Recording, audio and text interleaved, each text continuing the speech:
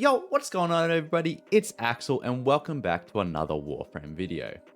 Neurodes. You need these to build former, Orokin reactors and various Warframes and weapons, so I'm going to show you the best ways to farm them.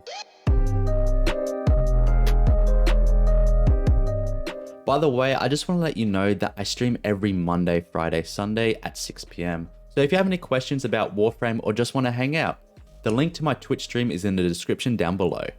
When farming Neurodes, there are 3 missions that I would recommend running depending on what else you need. If you need Neurodes with a side of Endo, then I would recommend doing Mariana on Earth. This is the most beginner friendly method out of the 3 as it's the second mission that every player has access to. In this mission, all you want to do is open all the storage containers while killing enemies. When I did this mission for 1 hour, I used Limbo with a max range and efficiency build, as well as utilizing all the Loot Raider mods. But if you don't have Limbo, then I would recommend using any melee and doing slam attacks near the storage containers to open them. Each run took on average just over 1 minute and 50 seconds, while averaging just under 1.5 Neurodes per run.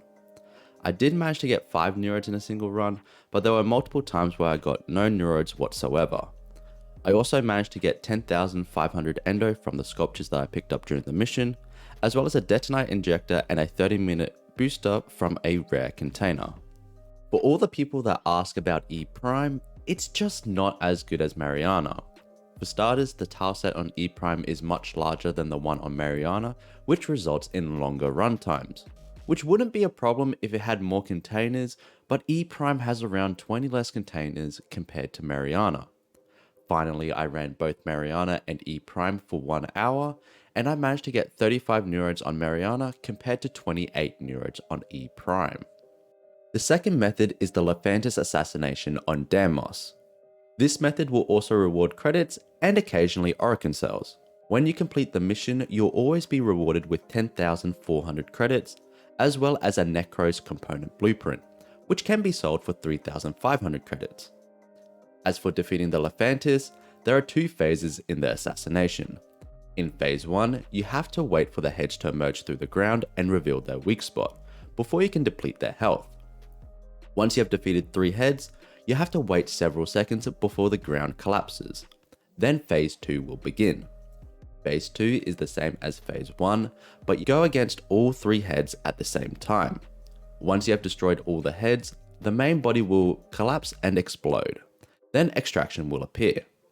Each head in phase 1 and the main body in phase 2 have a guaranteed chance of dropping a resource, which can either be a Neurode, an Orokin cell, a mutagen sample, or nanospores.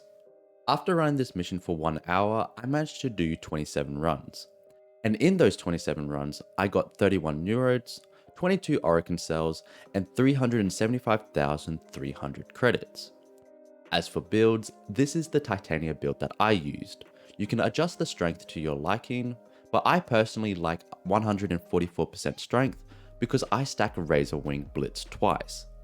Just in case you don't know, you can activate Razor Wing Blitz by holding down your first ability to cast it on yourself. This is the Piranha Prime build that I used. Azor is not necessary, but you can use it to kill the second head in phase 1 instantly. And this is the build that I used. No matter what weapon you take into the fight, you want to make sure that you mod it for corrosive. The last method I would recommend is Tycho on Lure.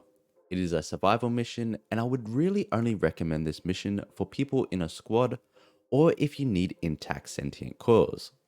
The main source of Neurodes will be from the sentients that spawn roughly every 5 minutes, so you would want to have a weapon that can kill them. I used a Zor with Exodia Contagion in my 1 hour run, but I would recommend using either the Tigress Prime or the Redeemer Prime as these weapons can kill a sentient in 1 click. For my 1 hour run, I used Necros with this build, and managed to get 21 Neurodes and 36 intact sentient cores. So which is the best method for just Neurodes? Well, it is either Mariana or the Lephantis Assassination.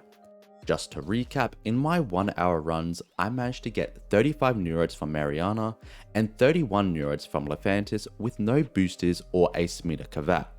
So it really depends on how fast you can do each mission. On average, Mariana took 6 seconds longer than the Lephantis assassination. So if you can complete the Lephantis assassination 15 seconds quicker than Mariana, then Lephantis would be the better mission. But if you cannot, then Mariana is the best for you. One last thing you should also take into account is how many Neurodes you can get per run. Unless you go around opening containers and looking for neuroptic masses, which will result in longer run times, Lephantis caps at 4 Neurodes per run. While Mariana, even though it is almost impossible, the cap is around 80 Neurodes due to the tileset spawning around 80 containers. That is all for this Warframe video. If you enjoyed it, don't forget the like button, subscribe, and leave a comment down below. And as always, thank you for watching.